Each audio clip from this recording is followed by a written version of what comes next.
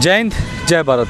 मैं चिराग शर्मा फ़िलहाल हिसार के क्रांतिमान पार्क में मौजूद हूँ, जहाँ पर मुजफ्फरनगर महापंचायत को लेकर बड़ी मीटिंग है। हिसार के हर कॉर्नर में, अगर मैं किसानों की तरफ से बात करता हूँ, हिसार के हर कॉर्नर में मीटिंग और बैठकें चलती हुई नज़र आ रही है। हिसार के क्रांतिमान पार्क में भी कुछ नज़ारा ऐसे ही है। फिलहाल कुछ लोग मौजूद हैं, उनसे जान लेते हैं पूरा किस लिए आज की पूरी मीटिंग की गई है और क्या मुख्य उद्देश्य है, और मुजफ्फरनगर के आने वाले महापंचायत के अंदर किस प्रकार से इनका सहयोग है। नमस्कार जी। नमस्ते भाई।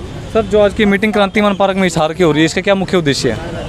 पगड़ी समाल जट्टा किसान संघर्ष समिति की ये स्टेट के मेंबर हैं, उनकी मीटिंग है। 19 और 20 तारीख को हम हिसार की जाट धर्मशाला में पगड़ी समाल जट्टा किसान संघर्ष समिति का स्टेट का सम्मेलन करेंगे। उसकी तैयारियों के लिए हमने ये मीटिंग बुलाई है। उसमें 19 तारीख का हम ओपन सेशन रखेंगे, जिसमें संयुक्त मोर्चे के बड़े नेता प्रोफेसर जगमोहन सिंह, जो शहीद भगत सिंह के भांजे हैं, वो आएंगे। मेगा पाटकर से हमारी बातचीत चल रही है, बलबीर सिंह रज्जोवाल जी आएंगे, कुलवंत संधू और मोर्चे के बड़े नेता उसमें शिरकत करेंगे। उसके बाद में 20 तारीख का हमने डेलीगेट सम्मेलन डेलीगेटों का रखा है। हमने पूरे हरियाणा से करीब 150 के करीब वो लोग 2 दिन के डेलीगेट यहाँ पर आएंगे और संगठन के विस्तार के बारे में, आंदोलन के बारे में चर्चा करेंगे। सर, एक बार सवाल पूछना चाहता हूँ, जिस तरह की मुजफ्फरनगर में कल महापंचायत है, उसके लिए क्या आगे की रणनीति रहेगी? मुजफ्फरनगर की महापंचायत के लिए हमने बाकायदा हर गांव में जो हमारी कमेटियां हैं वो अपने अपने साधन लेके, कोई भी गांव ऐसा नहीं बचा है हिसार जिले का जहां से लोग अपने साधन लेके, किसान अपने गाड़ियां लेके नहीं जा रहे हो। हाँ जी, हाँ जी। तो सर, एक बात है, प्रशासन की, सरकार की मैं बात करता हूँ, तो क्या ऐसा कारण है कि कोई मीटिंग नहीं कर रही और हर प्रकार भारतवर्ष में कई आंदोलन चलते नजर आ रहे हैं? क्या उद्देश्य है सरकार का, क्यों बातें नहीं मान रही? ये सरकार असल में पूंजीपतियों के दलालों की सरकार है। ये इस सरकार के हाथ में मेरे को लगता है ही नहीं कुछ। ये अडानी और अंबानी की सरकार है, उनके इशारों पर ये काम करती है। इसीलिए ये जो लोग ये वादा करके इस राज्य में आए थे कि आय दुगनी करेंगे किसानों की, स्वामीनाथन आयोग की रिपोर्ट लागू करेंगे, उन चीज़ों को भूल के हर रोज़ जिस तरह से किसानी पे ये वार कर रहे हैं, उसके खिलाफ इस देश का किसान पहली बार एक ऐसे आंदोलन का हिस्सा बन के लड़ रहा है जिसके मुद्दे तय है, जिसका टाइम भी तय है। सीधा टाइम इस आंदोलन का इसीलिए तय है कि हम ये कह देते हैं कि जब तक काले कानून वापस नहीं होगी तब तक हम लड़ेंगे। मनदीप जी, सत श्री अकाल। मनदीप जी, कल 9 महीने तो उत्ते समय हो चुके किसान आंदोलन, पर हजे तक प्रशासन क्यों नहीं गल मनता, सरकार बैठक क्यों नहीं करती? हिंदी बोली, पंजाबी जो मर्जी चला, चल हिंदी बोलते हैं। बात ऐसी है भी ये आंदोलन कारपोरेट के खिलाफ है। जो 1992 के अंदर जो गैट समझौता हुआ था, लगातार वो नीतियाँ हमारे देश में हैं। मगर ये बहुत लड़ने वाले लोगों ने बहुत पहले कहा था भी ज़मीनें जाएंगी आपकी, मगर उस टाइम जनता समझ नहीं पा रही थी। शायद ये जो बातें कर रहे हैं शायद ये उनके समझ में नहीं आई थी। आज वही नीतियाँ लागू हो रही है देश के अंदर।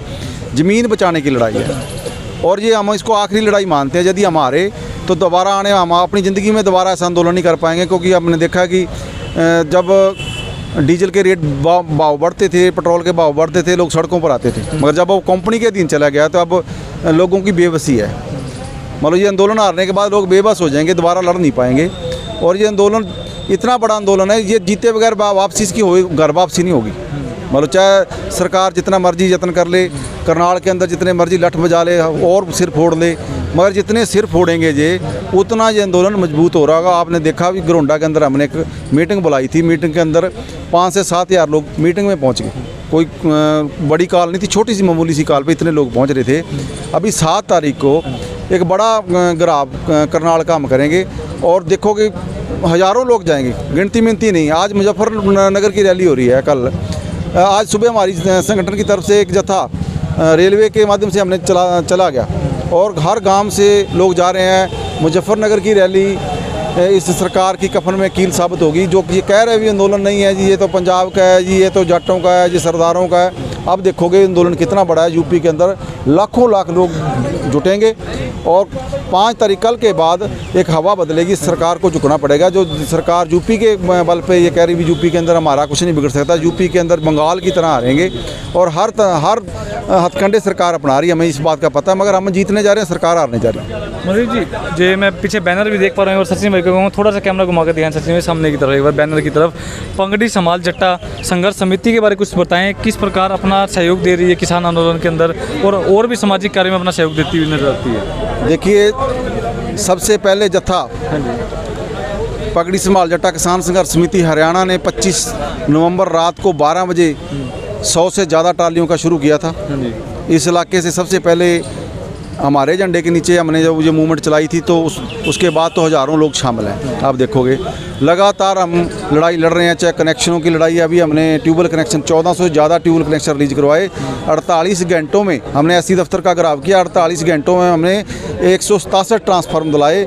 जो स्टोर था वो रात के 10:30 बजे तक खुला रहा। ये कभी हुआ नहीं, 5 बजे के बाद बंद हो जाता है स्टोर। 10:30 बजे तक स्टोर खुला रहा और लोगों को काफ़ी बड़ी राहत मिली है। हमारा काम करने का तरीका अलग है। हम किसी व्यक्ति को प्रमोट नहीं करते, कोई व्यक्ति हमारा नेता नहीं है। हमारा सामूहिक कार्य प्रणाली है और हम एक विचार पे काम करते हैं। भगत सिंह के विचारों पे काम करते हैं। चाचा अजीत सिंह की हमने फ़ोटो अपने झंडे में लगाई है।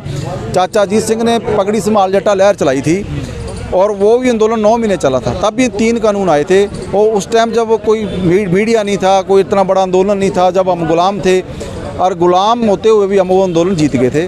मगर अब हम आज़ाद होते हुए भी आंदोलन जीतने में समय लग रहा है, क्योंकि सरकार आज चाहे दिखने को अपनी लग रही सरकार, हमारी मंडी पर देसी और विदेशी दोनों लुटेरे मिलकर कब्जा करना चाहते हैं। और ये हमारी ज़मीन जल जंगल बचाने की लड़ाई है। पहले हम देखते थे भी जंगलों के अंदर आदिवासी लड़ते हैं, कभी उनको ये नक्सली कहते थे, वो हथियार उठाकर भी लड़ते थे क्योंकि उनकी मजबूरी थी।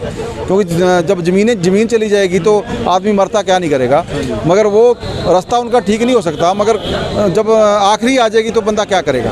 और ऐसा मान लो ये लड़ाई बन चुकी है। सरकार जितने मर्जी प्रयास करे, ये हमारी आखिरी लड़ाई है। इसको जीते बगैर हमारी घर वापसी नहीं हो सकती। तो फिलहाल जैसा कि उन्होंने पूरे मामला सुना, पूरी बात सुनी मनदीप जी की, इनका यही कहना है कि किसान और उन्होंने चाहे कितना भी लंबा चले, ये संघर्ष करने के लिए तैयार है। कहीं ना कहीं सरकार और प्रशासन को भी इस पर संज्ञान लेते हुए कोई ना कोई बैठक की, ऐसी कोई हल निकालना चाहिए जिससे दोनों पक्ष सरलतापूर्वक इस मामले का निपटारा कर सकें। वीडियो को ज़्यादा से ज़्यादा शेयर करें। अगली खबर के साथ जल्द मुलाकात होगी, तब तक के लिए दीजिए इजाज़त। धन्यवाद।